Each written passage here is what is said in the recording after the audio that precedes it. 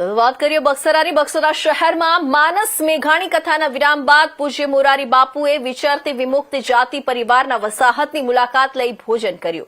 બક્સરા શહેરમાં અટલ પાર્ક વર્ષોથી ઝૂંપડા બાંધીને રહેતા વિચરતી વિમુક્ત જાતિના લોકોની મુલાકાતે મોરારી બાપુએ લીધી મુલાકાત. રાજ્ય સરકાર દ્વારા 104 પરિવારોને નવા ઘર બની રહ્યા છે. વિચરતા સમુદાય સમર્થન મંચ સંસ્થાના ડાયરેક્ટર મિત્તલ પટેલ અને જિલ્લાના સંયોજક રમેશ મકવાણા વિચરતી વિમુક્ત જાતિના લોકો સાથે વર્ષોથી કામ કરી રહ્યા છે. પરિવારોના ઓળખના પુરાવા બનાવી પાકા ઘર બનાવવા માટે સતત મહેનત કરી 104 પરિવારને નવા આવાસ મંજૂર કર્યા છે. વસાહતની મુલાકાત માટે મોરારી બાપુને આમંત્રણ પાઠવ્યું હતું.